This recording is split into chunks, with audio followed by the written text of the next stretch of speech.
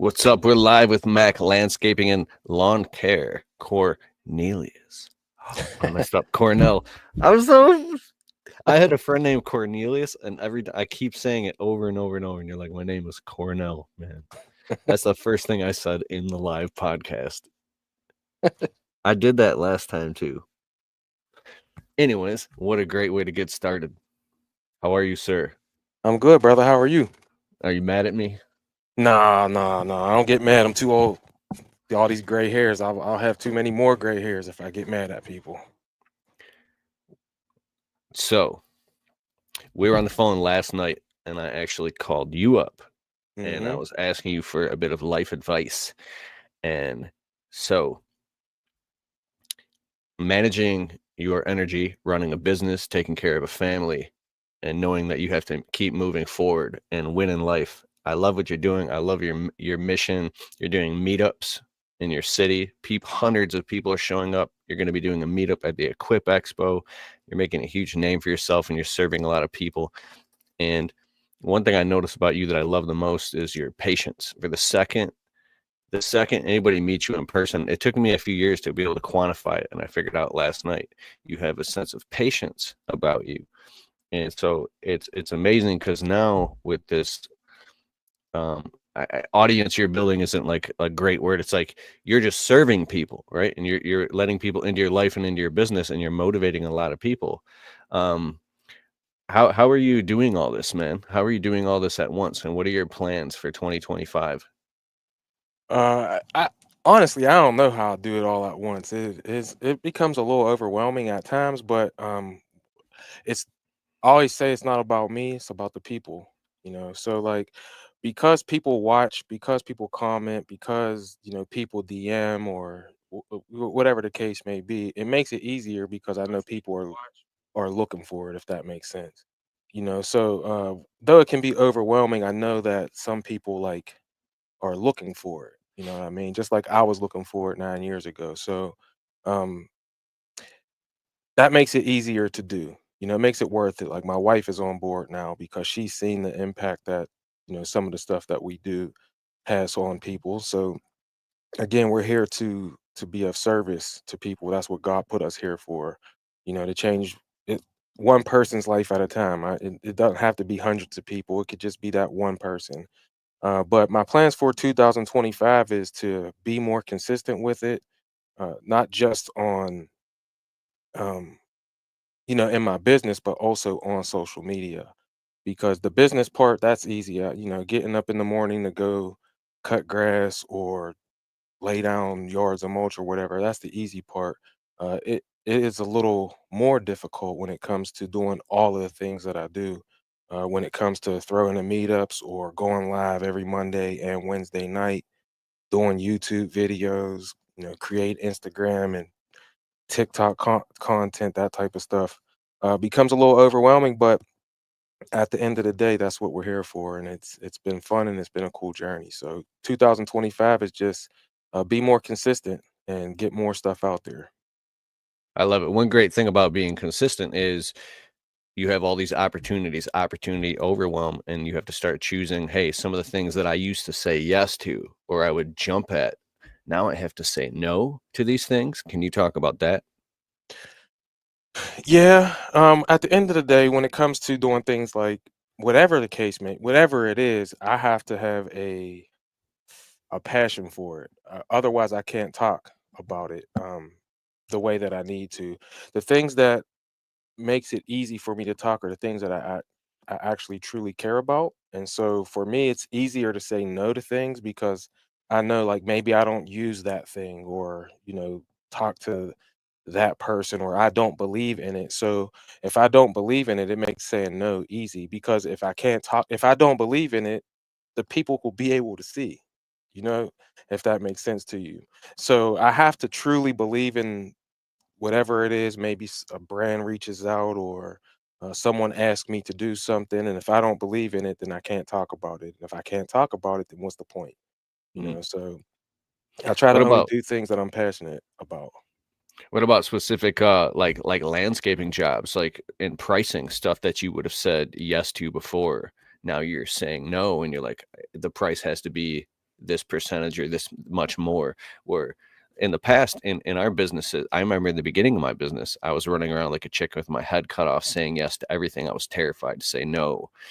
And then the next year would come, and I'd grow courage and confidence, raise the price, and immediately started getting the customers would be bucking that. And I didn't understand how to not let my emotions take over. I'd get so frustrated and upset. And I'm learning more now that to be calm and strategic, educate the customer, explain why, and it's a little more risky, but you have to expand the top as you dissolve the bottom, and dissolve the bottom as you expand the top. What is the emotional side of maturity and patience and growth with things like that are you learning and discovering when it comes to the business? I think it's just like your actual age. So like this is now like my ninth year, and so whenever I was at the beginning, I just didn't know what I wanted to do, and I wanted to try and make everyone happy, just like in my actual real personal life. The older I get and the more gray hairs that come, it's like, oh, what do I actually want to do?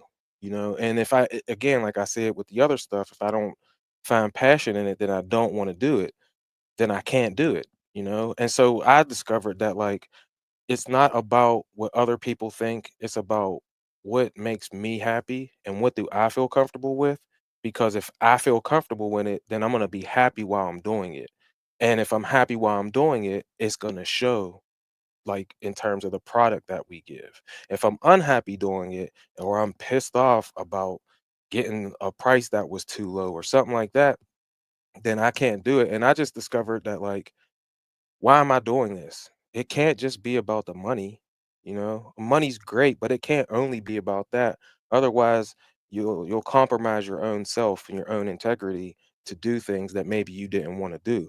So for me, it's been like over the years, I'm like, yeah, I seen this person on YouTube and they're doing retaining walls or they're doing big landscape installs. Well, I don't like having to deal with all of that. I don't like needing to have 5 or 6 people to come help me do a job when I don't know how to operate a skid steer. I don't own one. I don't want to buy that. Like there's jobs and things that I feel like a lot of people when they first get out, they get enamored with what they see other people doing. Well, now I'm old and I realize like I'm not out here to impress anyone else. I'm in here to impress the audience of one, which is God, and then number 2 is my family and my kids, my wife, my family.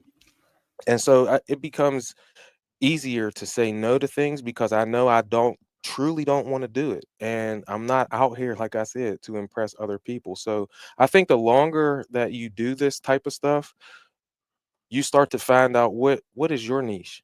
Like what do you like to do? What gives you fulfillment? And what gives me fulfillment is just the simple maintenance side of things. And then, light landscaping like mulch installs and things like that. Because we do want to get some of those higher ticket prices. You can't only solely do mowing. Maybe you could.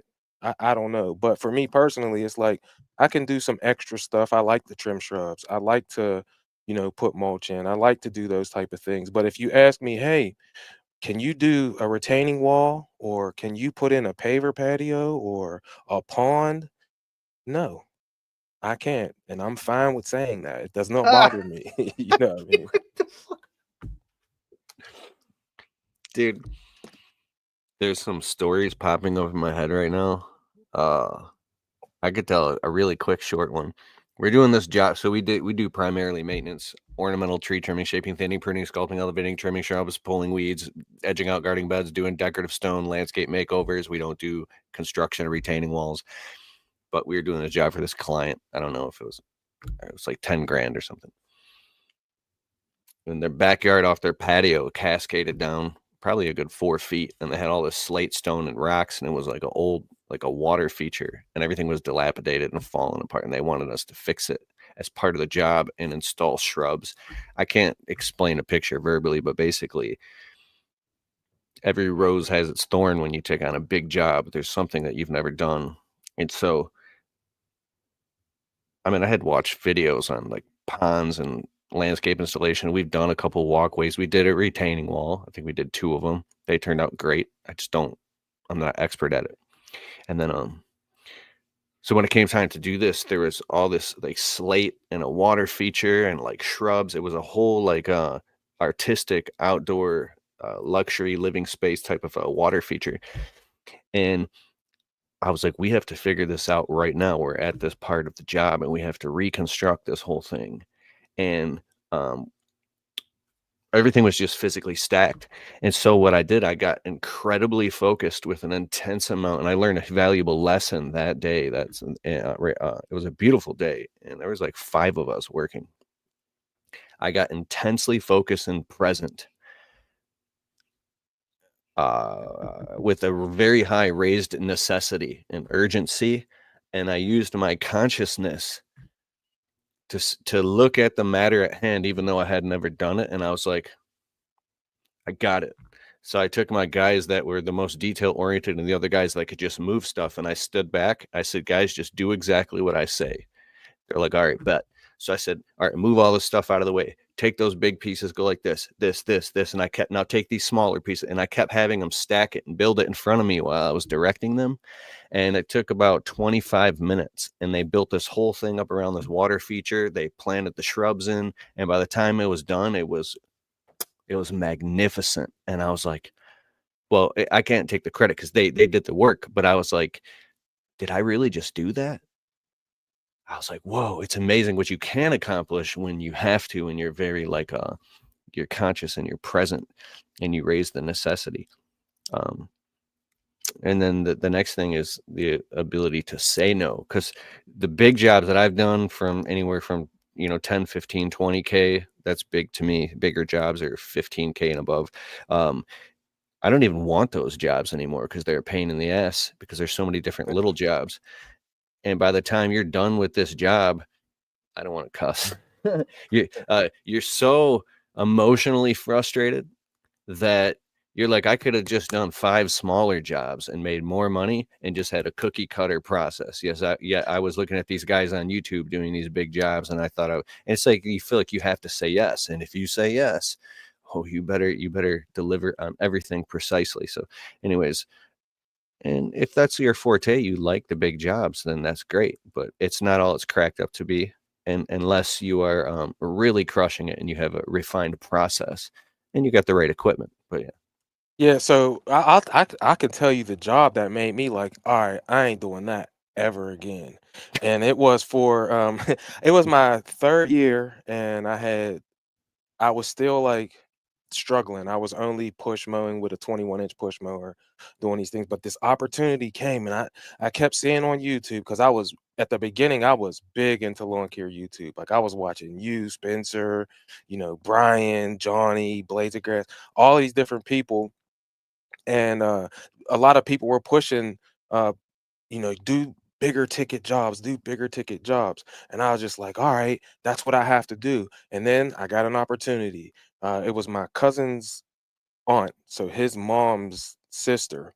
She had a 30, she had one of those round above ground pools. And she wanted a mulch ring around the pool. So it was like 33 feet around, 3 feet out. So I had to make a perfect circle around the pool. Now that wasn't very difficult, but I sat down. The hardest part for me was actually, uh, besides the labor part, and I was all by myself, as I thought, ADHD is a mean thing, bro. It gives you time blindness, and so I thought that like, oh, I'm gonna do this in a couple hours. So she was like, I want this mulch ring around, and I also want a a horseshoe pit. And I was like, okay, I didn't know anything, bro. I didn't know. I only had a Nissan Frontier pickup truck. I didn't know anything. So I start doing the job, and I realized, like, as I'm starting, I didn't know about like the PAS systems and flower bed redefiners or anything. So I'm old school in it with a shovel going around, boom, kick, kick edging, stick the thing down, step on it, then you kick it. I'm doing that around the swimming pool. It took forever. I thought it was gonna take a couple hours. It turned out it took me 4 days to do this job, bruh. And I had to have someone come help me, bro. It was unreal. So as I'm thinking, like, yeah, this is what landscapers do, right? Like, if you work out and you cut That's grass, funny. you're technically a landscaper. So I'm going around this thing. I ended up having to hire this dude out. I charged $400 for this job, bro. It was crazy. So when she looked at it, I wrote the estimate out on like one of those carbon copy things you can get from like Kinko's or FedEx or whatever. And so I'm writing everything down and she was like she's looking at it like she looked at me like I was crazy when I told her $400. But hey, she let it go. So it's funny because after I do all of this stuff, it looked amazing. I wish I had Sir. pictures. It's cool, bro. This was the reason that I was just like, nah, I'm done listening to what I think. What everybody, I'm done listening to people, bro. I'm gonna do what I like to do and what I feel confident in, right? So we go around. I go to Lowe's. I buy like rebar that was 3.5 feet long. I went out and bought the quick set concrete, bro. I went and bought not railway ties, but like 4x4s, cut them in half. I didn't even know what the rules were, how far the things are. I Googled that, figured out how far. I made these nice horseshoe pits. We put red mulch around the swimming pool. I even put mulch in the front yard around the shrubs. I trimmed all the shrubs. We cut the grass, everything, bruh. 4 days, I ended up paying the dude that helped me $400. So I had to pay for everything. It was crazy, bruh. So at that point, when I got done, I was just like, wow, like I can do this stuff. It looked amazing. And I had no experience. We did a fantastic job. She was super happy about it. But when I got done, I felt so defeated. It's because you put like this was at the time when I didn't even have money. So like I put stuff on credit cards to make sure I got this job done. You know what I mean? And that was just a lesson that I had to learn. And so from that point on, I was like, I literally asked myself out loud. I said it out loud. Like a lot of times they say you got to pray out loud. I just talked to myself out loud and I said, Cornell, what do you like to do? What do you like to do? Cause it's not digging out things by hand, you know.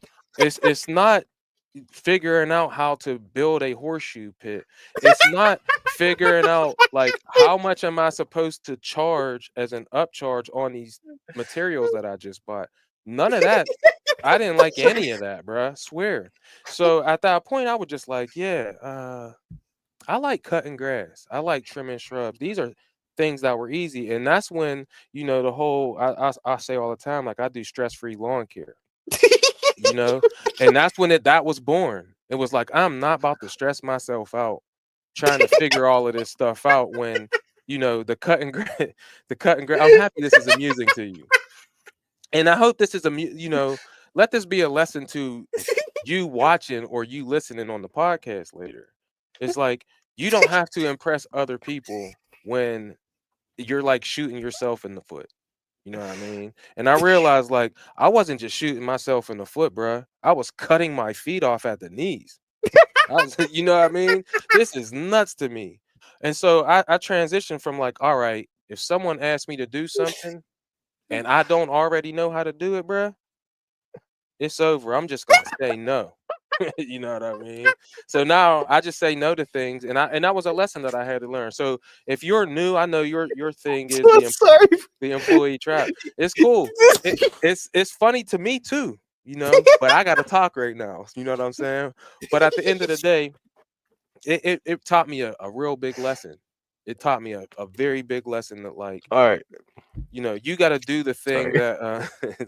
that Hey, it's like listen, for everybody who thinks I'm totally sober, you're verbalizing all the things that I'm traumatized from that I've been through, and you're talking and verbalizing it just dead serious, and it's cathartically making me laugh like it's it's healing me. And we just happen to be live right now. It's like if you run a landscape business over 5 years and you listen to what he's saying right now, you wow. Yes. I'm telling you, bruh. And so for the people who are brand new, you know, uh, you again, you could be enamored with the person you see, doing this crazy thing for Mm. $40,000, and you think you're brand new, you just started. You think that's the thing. And it's like, nah, bruh. Figure out what's going to make you some recurring revenue first. And then if those are some things that maybe you want to transition into later, do your due diligence and learn that stuff. I'm not saying don't watch those people and not to be enamored by the things that they do, because I see so many brilliant, creative people who are out here making brilliant masterpieces for people, right? And they're really good at what they do. But you don't just learn that overnight. And it's gonna be a lot of headache type stories. Why you're laughing like that is because you probably been through a lot of that same stuff. It only took me one time to realize I'm not doing this. You know, I'm gonna do what I like to do. What did my grandmother teach me whenever I was a kid? How to go straight, how to make the shrubs look nice, you know, how to put mulch down, that type of stuff. And then I learned the other things as I kind of went on. So again, for me, it took one crazy job where I underbid myself, took way longer, paid someone more, I made nothing. And I also put myself in some slight, minuscule credit card debt to get the things that I needed to get. But it was a lesson that I needed to learn. And so my whole win in life thing is like, yeah, sometimes you lose, but you need to lose so that you can learn how to win. And now what I realized was how I can win in life is by doing the lawn maintenance side of things, because those are the things that are fun. And you still get that same satisfaction when someone hits you up and they're like, my flower beds look wild. No one's done these things in 3 years. And then I come through and you take that before picture and you take that after picture. It's just as satisfying as putting in someone's $50,000 paver patio. You know, Mm. But a lot of good comments in here. oh yeah, lots of good comments. He says, Mac ain't alone in this. I know, bruh. I know. But a lot of people, they only show the highlight reel. They only show you the good stuff, And you got to know about these type of things and know that none of us are superhumans just because you see us on hear us on a podcast, see us on a YouTube video or anything like that. It's not all, glitz and glamour, bruh. There's a lot of things that happen that are very detrimental to your stress level. You know what I mean? And that was one of them. So don't do things that you don't enjoy doing, man. Dude, like at least 10 different jobs came to mind. Actually, we should just a whole series on landscape nightmare stories. And it's not that you just finished doing a whole side job. Of course, you're going to break a sprinkler head. It's when everything's perfect and the customer paid the bill and it's freezing outside. It's fall. And then, or the customer's running their last sprinkler thing or whatever. And now they broke an underground sprinkler line. Like, and you're going back getting covered in mud fixing it, and you can't answer your phone because the phone's ringing and you're late for a family event. And when everything starts, when it's all happening at once, everybody this is very interesting. You say that, oh, this is the year, and it is the year. But for me, I say this is the year that I'm not going to let stress get to me. I'm going to let it just go right off my back like that. But it's death by 1,000 cuts. So it's one little thing. That's nothing. Two little things. It's 100 days of hell. April, May, June, all the way to the 4th of July. And then somewhere around, you know what I mean? Around August, September, everybody's on having fun, going on vacations, and you're out there taking care of all your clients, and you start telling yourself a story like, I want to go on vacation too. I need some time off. I need some time. I've been doing this 12 hours a day, 6 days a week for 3 months, 4 months straight. And then when issues start happening, it starts compounding in the nervous system, and then at one point it starts to overflow, and then you wake up and you don't want to go to work that morning. And that's a slippery slope. And that's one thing I learned about planning your vacations in advance, doing quarterly 90-day sprints. You know what I mean? So plan it boom, boom, boom, boom. So when you have vacations planned and you've already rented an Airbnb or you're going to go do something fun and get away, you're looking forward to it. And then you can handle the stress, and everybody's looking forward to the vacation. So you grant yourself that time off 2, 3, 4, 5, 6, 7 days, handle everything. And then, so you planned it. But when you're in survival mode, you don't plan vacations. What are you talking about? I remember the times my wife would be like, when are we going to go on a vacation?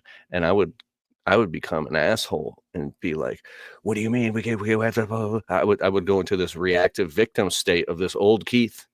That is, I don't even have to be that old Keith anymore. Everything is okay. And so it's like you upgrade your identity, take a breath and let go. And then when your identity upgrades, you realize your worth and your worthiness and your value, and your nervous system resets, and you look around, you say, wait a second, I have leveled up. I'm winning in life. Then if you raise a price on a client, you just do it with no emotion. You do it from a place of conviction. And when you believe it in your heart, they feel it. And you have the reasons why, because you're educated now. You've been through those pitfalls. And the customer's like, I just raised the price on a client, spring cleanup and mulch just now, right before this. We're doing another price increase. It's like, I'm not saying I'm not going to lose clients or it's going to be easy, but what I'm saying is that like it's from a place of conviction now, not from a place of survival mode. And so you said how long you've been in business. This is how what year for you? This You is say my ninth. ninth year. Yeah. So the longer you're in the game is the more that it's like it becomes a matter of fact, you know.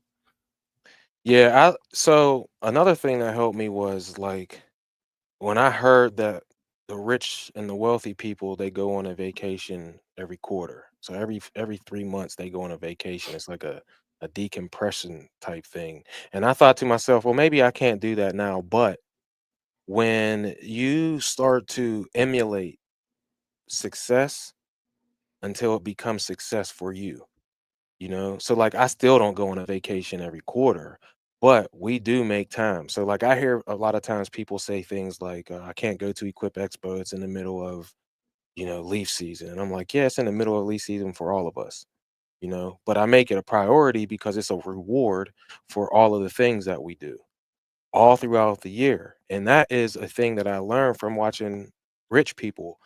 If one day I would like to be rich, well, when do you start acting like that? You can't Mm. wait till you get rich to start acting rich because you're already rich. You just don't know it yet. And a lot of times, I said this to one of my friends one day. I was like, all of the people I've been watching just started before me. That's it. They just learned, and I might have said this to you before, Keith, when we just had a private conversation. And I was just like, I already know where I'm going because I already seen people who are there.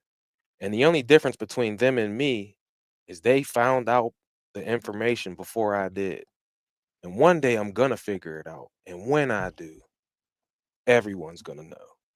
Everyone, not that they're gonna pay for what I didn't know, but like when I figure it out, like then I'm gonna actually will have arrived. You know what I mean?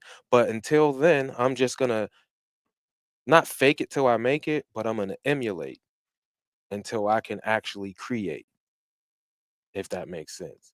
Like you can't you're not going to know everything when you first start. You're going to need life experiences, and we all have them. And we all want to get somewhere, and we all watch people because when I was younger, I thought that I wanted to be a basketball player because I loved basketball. I wanted to be like Mike because Mike could glide through the air. And now that I'm old, I realized it was never that. It was I wanted the things that he gave to me. He gave me an imagination to believe I could do that one day. And when I realized that, I was just like, things are changing now. I don't, yeah, I'm not a basketball player, but I can be me, the best me that I ever have been, you know? And the funny thing is this is like, now I'm doing what I'm doing, and people are DMing me, Mac, I want to do what you're doing. And I'm like, yeah, I mean, that's kind of cool to feel. But that's the feeling that you give someone else by just doing what you already naturally do. Michael Jordan wasn't out there promoting himself as the best basketball player. He was just being the best basketball player. And because he was just being him, I wanted to be like that. But again, like I said, it wasn't to be the best basketball player. It was really to have the impact on people that he had on me, and that's what you have done, Keith. I already told you, people all know, like, if it wasn't for a video that I seen that you made, no one would know who I am when it comes to this lawn care stuff, because I would still be working in a group home, pacing around every day, watching motivational videos, trying to be something that I always thought I was supposed to be. Meanwhile, it was always within me. You just need sometimes to see someone else doing something so it could spark whatever that thing is that is within you. So, like, Michael Jordan wasn't necessarily doing anything except pulling out the imagination that I already had within myself. So that's just a cool way to look at things, I think. Like, listening to you talk is like, the word is like, it's healing to my soul. It's almost like a nurturing gift that you have. Like it should say "Win in Life" with Pastor Mack. When I hear you talk, there's a calmness and a confidence and a certainty that comes from a place that's almost not you. It's like it's a gift and it's a calling and it's so amazing. And I'm gonna see you on stages, speaking at conferences, on panels, because you don't have an ego. You just have you're an encourager is what you are. Bro, you're such a breath of fresh air in the green industry, and I'm so happy that your social media is blowing up and you're inspiring so many people. It's amazing. Well, Anyways, I could I talk about appreciate that. that. I mean, it's just I'm excited for you, man. Yeah, well, I mean, when you think about it, like, and this is for anyone who wants to do social media, is like, social media shouldn't be about you. And I learned this. I heard Stanley Genetic talk about it at LCR Summit in IDQuip Expo last year. He was showing, like, how on his Instagram he's not in any of the videos for the most part. He's showing Mhm. cool things to people because it's not really about him. It's about the people who are watching, seeing something. So I took that and I was like, yeah, I was already doing what he was saying naturally. Now, obviously, if you have a video podcast and you're the host, I'm going to be on it. But now that I'm doing shop tours with other people and I'm traveling around different areas showing how people have their stuff set up to inspire other people, I try to not be in the video. I might turn it to myself every now and then, but I'm not even on the thumbnails. It's the person who is there. So, like, when you create something, it's not, again, about me. I'm not the star of the show, right? But something about a video or something that maybe I say really pulls out what's inside that person that they feel about their own self. So if you're gonna be on social media, try and do that. And I'm not huge or anything like that. And maybe one day the channels will grow, but they'll only grow because of the feeling that a person who's watching or listening gets, not about me, but about them or you if you're the person watching. It's never going to be about me. It's never going to be about Keith. It is about what maybe we say that enhances something that was already deep within your own self, something you already felt about you. And now, because of something we said or something you've seen that we've done, you're like, I can do that too. Because Keith is just a guy in Michigan and I'm just a guy in Pittsburgh. We're not special, but you are. I hope that makes sense. Mm. Dude, you're speaking about something that some people don't learn in an entire lifetime.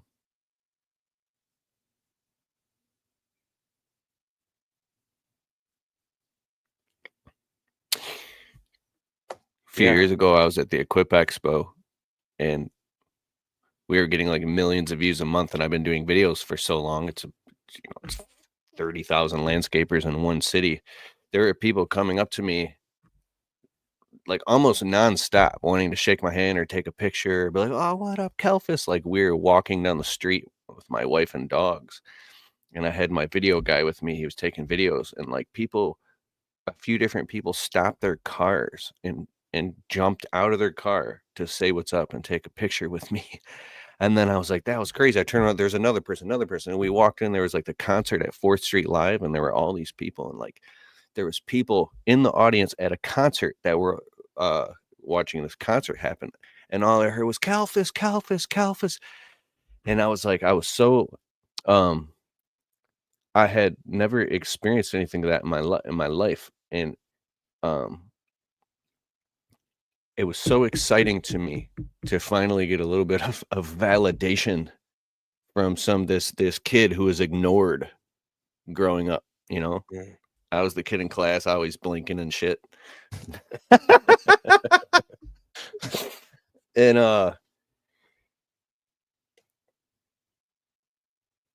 and we were making these comedy type videos too, and I was getting lost basically because I was having so much fun because I finally got to make the dope ass, funny, entertaining videos, and I started losing touch of what you're talking about. And my wife, oh, she's my saint.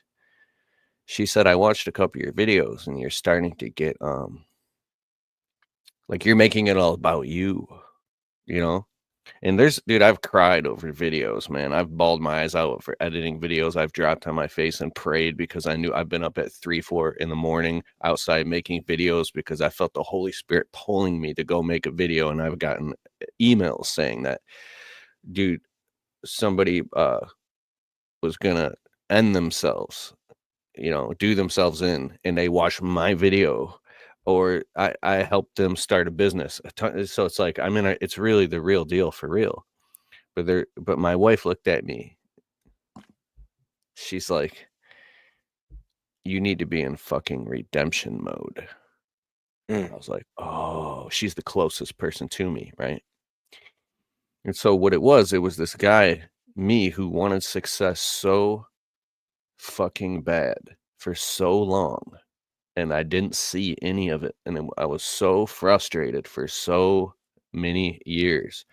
And it's like, what is it like when you first start getting money, or like you start getting these great clients, you start getting brand deals, you start getting money in the bank, people start recognizing you. It's like you feel like, and I'm saying this for everybody here, it's like you start going, hi, okay, my dreams are real. This is not some figment. I'm not crazy. I'm not a schizophrenic. This is not something that's in my head. It can actually happen for me for real. Like I'm not some cursed turd that that because you watch all these people on social media, and comparisons to Thief of Joy. But you watch these people on social media, and there's like all these people, success, success, success, success, success. Everybody is so successful except for me, except for me. And I used to freak. And so, dude, I became vindictive, man. So when you finally get the feeling of success, it's like then you come back full circle. And because what I said is like you're reaching something that people don't reach in a lifetime, some people, and then you come back full circle and you just do a reset, and now it's just all about serving, and you just want to serve people. So it's like Eben Pagan is an internet marketer that I follow for years. The guy's a brilliant. He wrote a book called Opportunity, and he said that every person should have like 2 to 3 years, a period, a window of complete selfishness where they're 100% like a monomaniacal focus, a tight bubble of total focus, just completely obsessed with their mission or their calling and their passion and their vision to make it happen, because it takes pure obsession.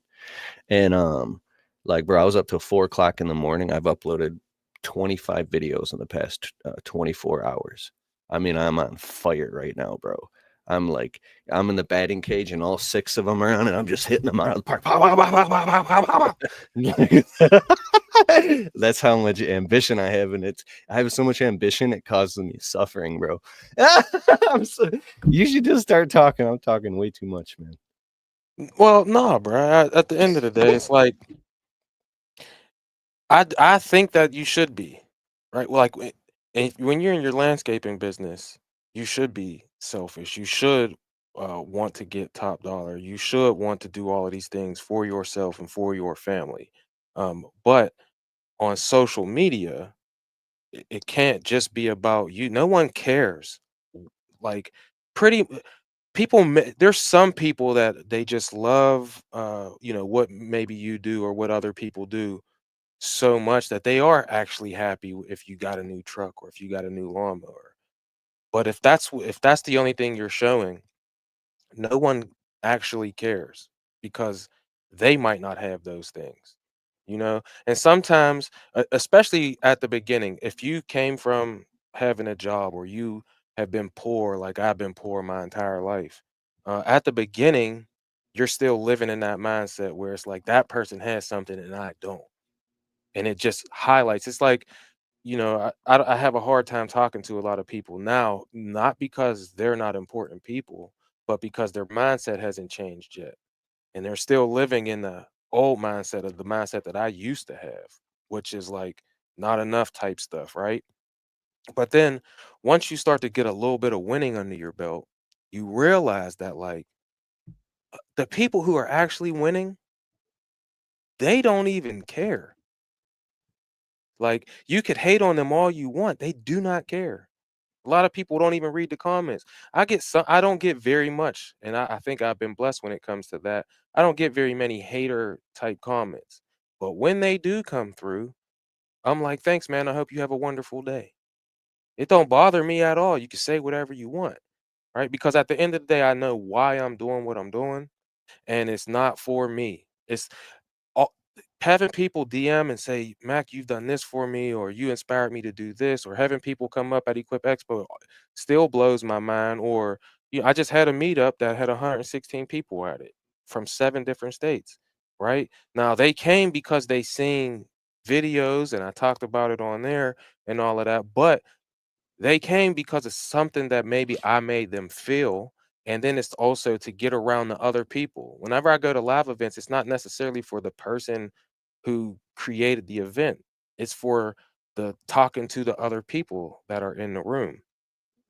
So like there's a time to be selfish, and that is in your own business, but social media isn't the place for that in my personal opinion. And that's why I've had personal pages, but I've never posted a lot or done any of that stuff because who cares? No one cares about me as a regular quote unquote civilian. But because I have a business and I want other people to feel this winning life thing that I felt. Like when I wake up in the morning, I like feel like yes, I'm going out to go do something that I love. And I get to win every morning when I wake up.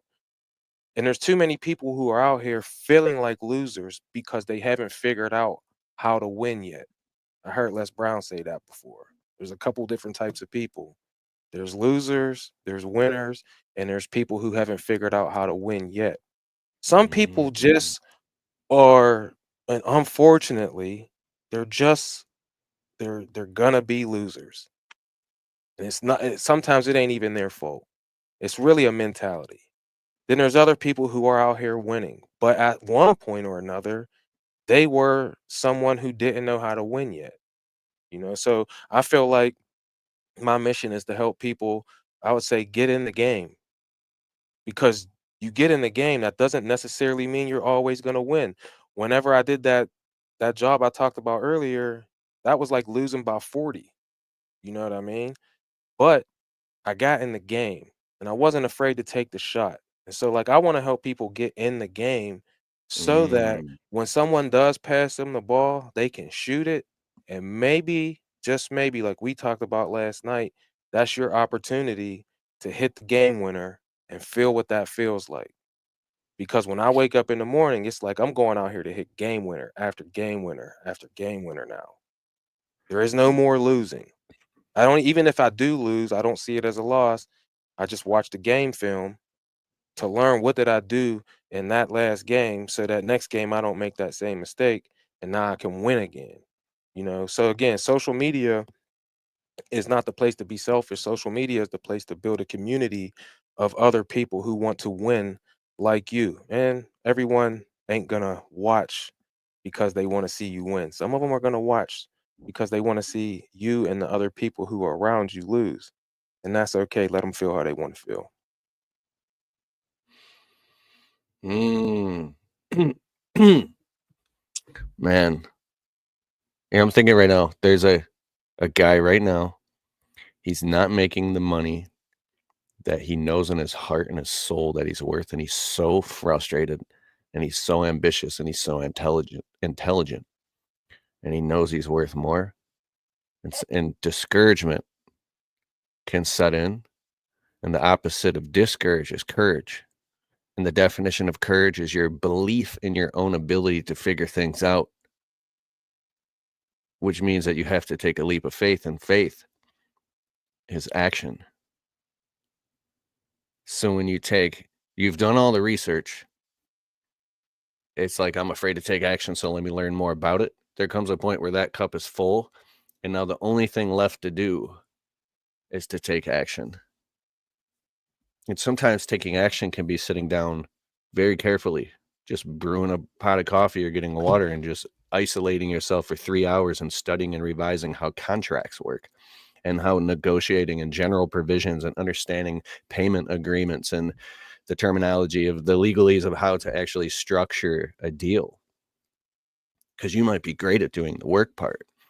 So it used to kind of make me upset and angry when people say, "Oh, you got to take action, just do it, Nike," and they show like Jordan running full speed dunking. And I would associate taking massive action with moving at a fast clip through space and time. And so I've been spending the last few months leveling up the other side, which is a lot of quiet time, a lot of prayer, reading the Bible. I'm reading like 4 books right now. I read like crazy, and I have notebooks of planning, and I'm going through the it's called basically the hard work that you've been avoiding, so that you have a stack of undeniable evidence, not only in your psychology, but in your nervous system, but in your understanding that when you actually go, it's basically identifying the one domino. The author of the 4-Hour Workweek, Tim Ferriss, this guy's worth like $200 million or something. He's an investor. He's brilliant. I'm on his email list too. So he was speaking at a conference once, and this guy's so successful. Somebody in the audience raised their hand during a Q&A, and they were like, "Hey, Tim, what does your day look like if we were to follow you around? You're this incredibly successful guy." He said, "Actually, if you followed me around for a few days, you'd probably be bored out of your mind." And everybody's like confused. What, you know this story? Mm-mm. Oh, he's like, "Well, I wake up in the morning naturally." He goes, "I make tea, stretch, and maybe I'll read. Then I go for a long walk in the woods. I'll find a place to sit and I'll meditate. Then I'll come back. Maybe I'll eat something, read a little bit more, and go for another walk, take a nap." And everybody in the audience is like, "What is this guy talking about? Is this guy?" And he says, "And sometimes that's all I'll do for several days." And there, everybody's like, "What is this guy talking about?" He says, "Because what I'm attempting to do is to identify what he calls the one big domino, that when he identifies that, he knocks that one domino over, and it knocks over all the other dominoes automatically, or makes everything else irrelevant." And so I'm really into like, the success that you are looking for lies in the hard work that you've been avoiding, the difficult conversations that you're unwilling to have, whether it be interpersonally or with family, or setting boundaries with some toxic person or family member, and then getting in and having the hard conversations, because you're just a few hard conversations. There's books, Difficult Conversations and Crucial Conversations. Download them on audible.com and listen to them.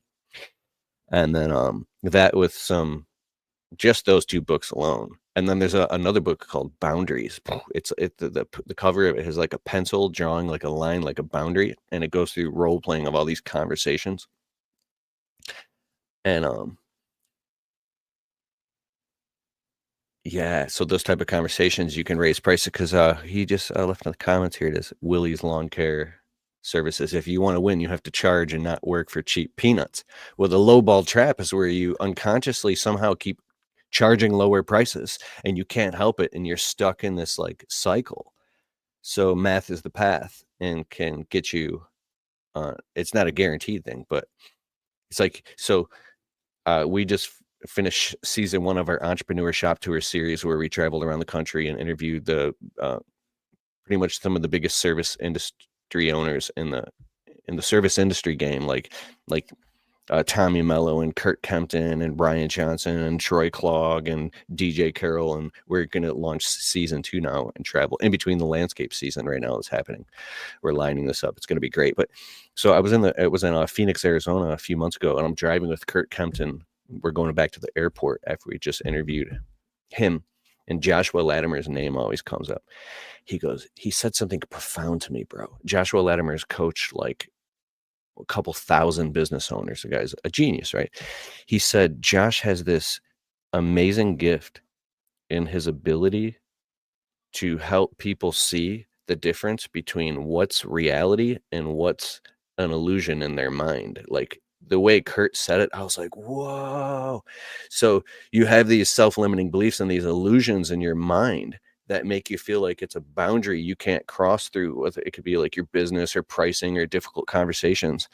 And sometimes the whole thing was just in your mind. How many times in your life have you like literally leveled up and did something amazing and you're like, wait a second, it was just waiting for you to be ready. When you were ready and you were convicted, the door opened. It was your conviction. So I think that prayer is a spiritual technology. There's a whole other technology going on that has to do with the way we interface with this reality. And because I've watched doors open when I was ready, and what you resist persists. And it's like, it's frustrating. So I get on the phone. I'm talking a lot right now, but I get on the phone with Coach Rob, my friend, who's the NLP certified hypnotherapist mastery coach. This guy is brilliant. And I would say things to him, but how do I fast forward my consciousness, Rob? How do I be more conscious faster? Because you can get on YouTube and you watch some of these young guys, they're doing millions of dollars and they're just like, like, like it's like, it looks so easy that it doesn't bother me now, but it used to secretly bother me. I'd be like, this person has no bags under their eyes and they're doing $10 million. Are they lying? Is this real? So there you go. That's my whole. Anytime I see someone young like that who just naturally gets it, it's more inspiring to me. I never felt like I would say like Blake Albertson is a great example. I remember when I first seen his channel back in the day. He Who? was Blake Albertson, Oh B&B yeah, Lawn B&B. Care. Yeah. He was like 18. He had already had like a $300,000 house that he bought and I was just thinking to myself, if this 18-year-old kid can do this, I know I can do this too. You know, it's like more inspiring to me. I hate when I see older dudes who I don't want to pass judgment on anyone, but like if you take your time out to talk about how someone who's young got an advantage from their parent or something, it's like, yeah, okay, maybe they did. Well, that's the parent I'm gonna be too. Like, you think I'm not gonna help my kids if they need help?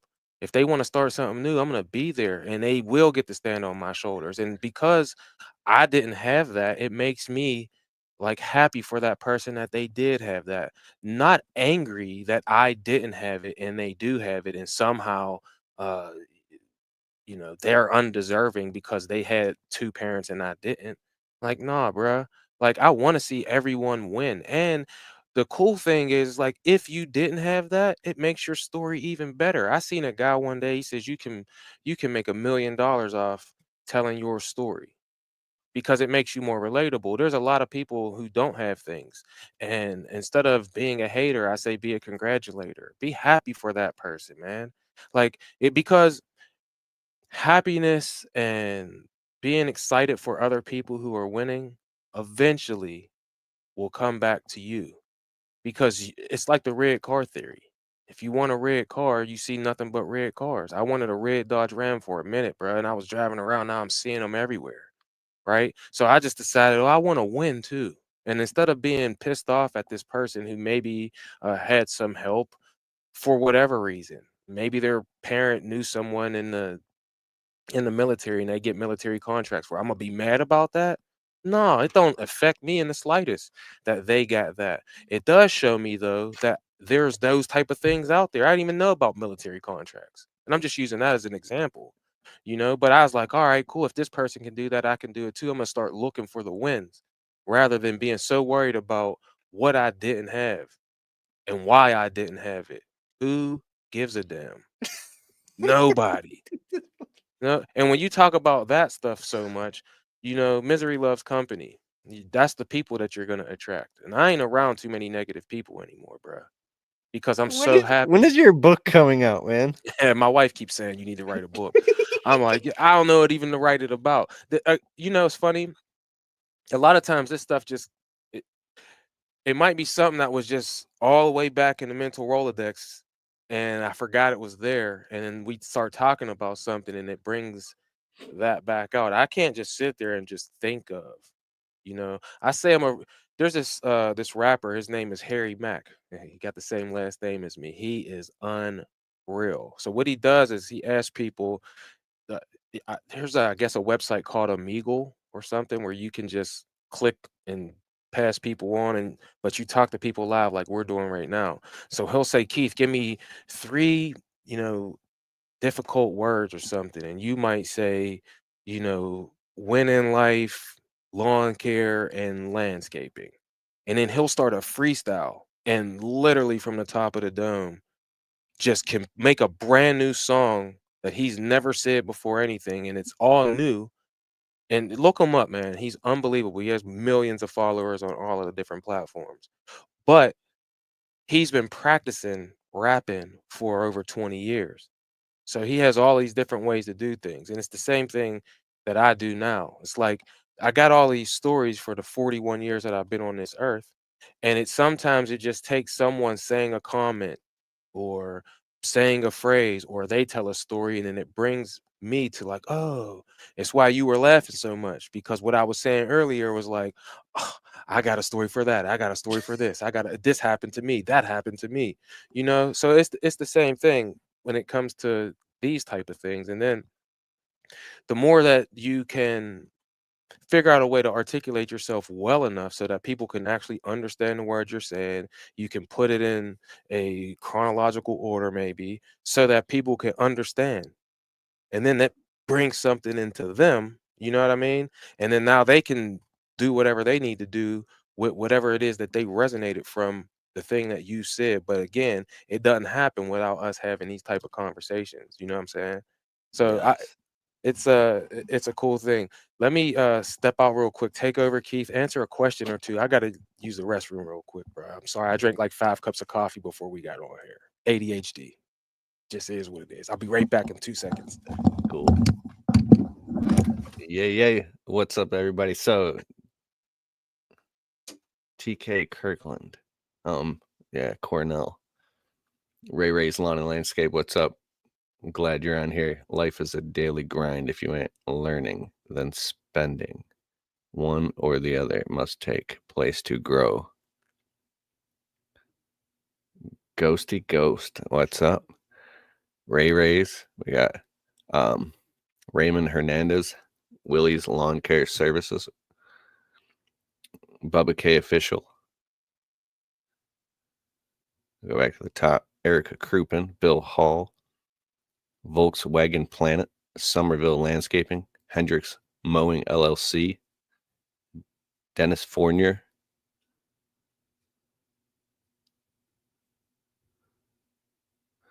Hendricks Mowing. How are you? Safe House, Brett Hill.